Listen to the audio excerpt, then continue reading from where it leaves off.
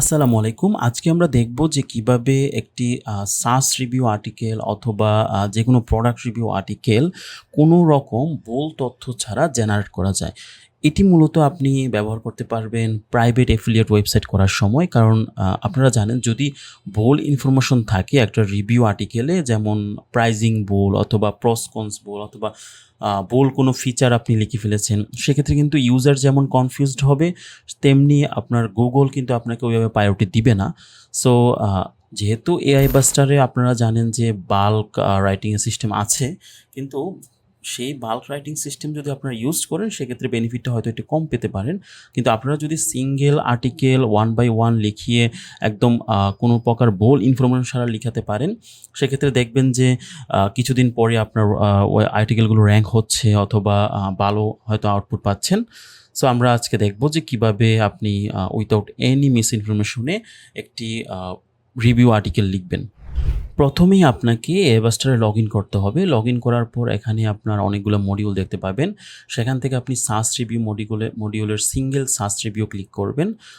Bulk দিয়ে করতে গেলে হয়তো আপনার এতগুলো আর্টিকেলে একসাথে ইনফরমেশন আপনি ইনপুট দিতে পারবেন না। কিন্তু সিঙ্গেল আর্টিকেল যখন আপনি লিখাতে যাবেন তখন আমাদের একটা অপশন আছে, সেটা হচ্ছে আপনি কাস্টম ইনফরমেশন ইনপুট দিয়ে সেটার উপর বেস করে আর্টিকেলটা লিখাতে পারবেন।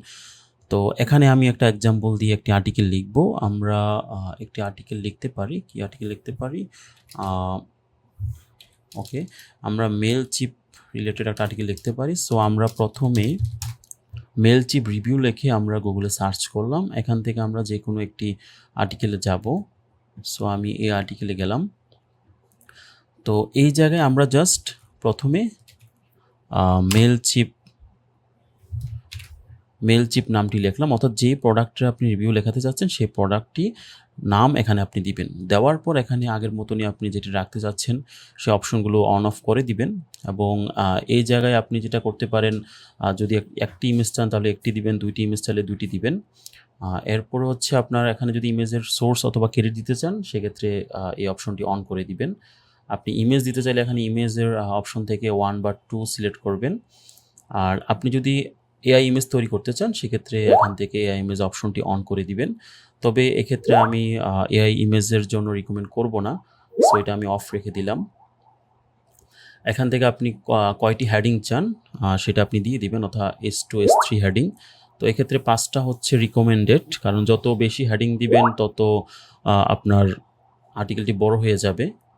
এখান থেকে ল্যাঙ্গুয়েজটি আমি সিলেক্ট করলাম এবং এগুলো অ্যাজ ইউজুয়াল যেভাবে থাকে সেভাবে রেখে দিলাম। আর এখানে চাইলে আপনি ফোকাস কিওয়ার্ড হিসাবে মেইলচিপ কথাটি দিতে পারেন এবং মেইলচিপ রিভিউ দিতে পারেন। আর এখানেও আপনার মেইলচিপ রিভিউ এগুলো দিতে পারেন।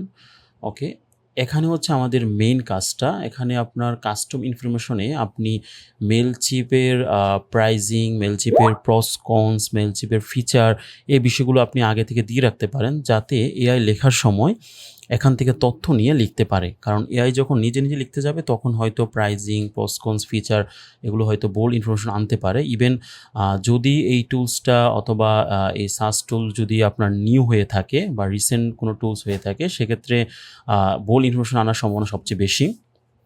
তো সেক্ষেত্রে আপনার আমি একটি রিভিউ আর্টিকেলের ঢুকেছি। এখান থেকে আপনি জাস্ট যেটা করবেন প্রাইজিংগুলো দিয়ে দিবেন, যাতে প্রাইজিংটা যেহেতু সবচেয়ে বেশি দেখে মানুষ, প্রাইজিং এরপরে একটু দুইটা ক্যাপ দিয়ে আপনি প্রসকনসগুলো দিয়ে দিবেন।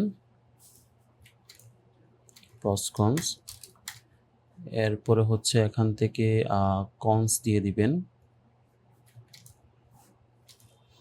আপনি চাইলে ফিচারও দিয়ে দিতে পারেন, আমি আপাতত এতটুকুই দিলাম। আমরা দেখব যে আসলে প্রাইজিং, প্রসকনস এগুলো অ্যাকুরেটভাবে আসে কিনা।